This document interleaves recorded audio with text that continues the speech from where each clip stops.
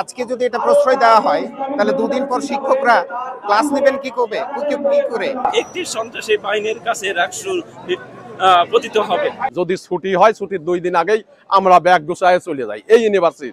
আর এবার যে পরিস্থিতি হয়েছে, গত 2 দিনে যা দেখা যাচ্ছে যে ব্যাগ অ্যান্ড ব্যাগের সহ অনেক ছেলে মেয়ে চলে যাচ্ছে। আমি গতকালও বলেছি, যদি রাকসু প্রতিনিধি আমাদের থাকতো তাহলে হয়তো এই ধরনের অনাকাঙ্ক্ষিত ঘটনা ঘটতো না।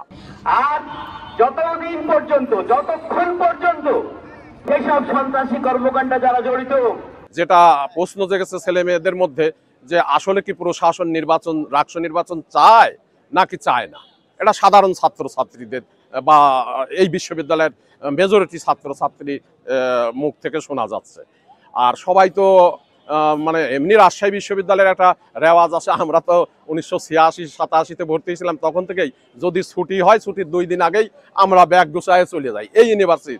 আর এবার যে পরিস্থিতি হয়েছে, গত 2 দিনে যা দেখা যাচ্ছে যে ব্যাগ অ্যান্ড ব্যাগের সহ অনেক ছেলে মেয়ে চলে যাচ্ছে, যেটা আমরা অনুভব করতেছি যে রাকসু নির্বাচন, রাকসু যে ছেলেমেয়েরা যে মতের যে পথেরই হোক, ছাত্রছাত্রীদের ভোটে নির্বাচিত হয়ে যারা প্রতিনিধি হবেন তারাই ছাত্রছাত্রীদের দাবি দাওয়া সমস্ত কিছু আলোচনা করবেন।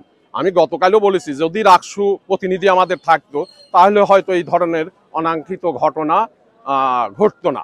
এখন বিচ্ছিন্ন বলবো না, যারা করেছে পুরো ছাত্র সমাজের উপর এই বিষয়টা প্রচার হচ্ছে, কিন্তু এই কতিপয় ছাত্র যে ঘটনাটা ঘটিয়েছে, আমি মনে করি দৃষ্টান্তমূলক বিচার করতে হবে এবং প্রশাসনকে রাকসু নির্বাচনের ছাত্রছাত্রীদের নিরাপত্তা, উপস্থিতি সমস্ত কিছু বিবেচনা করে যুগোপযোগী একটা সিদ্ধান্ত নেবেন, এটা প্রত্যাশা করছি। গুরুত্বপূর্ণ যে রাজশাহী বিশ্ববিদ্যালয়ের ইতিহাসে 20শে সেপ্টেম্বর যে ঘটনা ঘটে গেছে, যে এটির সুষ্ঠু বিচার ছাড়া এই বিশ্ববিদ্যালয়ের পরিবেশ ফিরিয়ে আনাই অসম্ভব।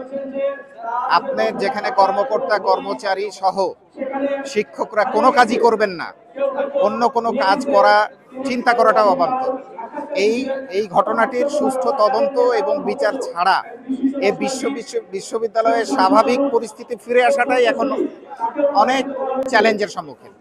আপনি এই কথা থেকে বুঝে নেওয়া উচিত শুধু রাজশাহী বিশ্ববিদ্যালয়ের শিক্ষক কর্মচারী কর্মকর্তা না, এটি সম্পর্কে চট্টগ্রাম বিশ্ববিদ্যালয় থেকে প্রতিবাদ দিয়েছে গোটা দেশ বিদেশের যারা প্রাক্তন ছাত্রছাত্রী, তারা ব্যথিত হয়েছে, তারা জানাচ্ছে যে এসব কি ঘটছে।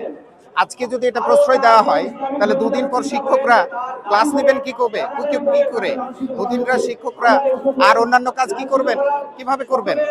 হলগুলোতে যে বস্তের ঝঞ্ঝানি শুরু হয়েছে, সেটি রাকসু নির্বাচনের জন্য কোনো সময় শান্ত পরিবেশ বজায় রাখবে না।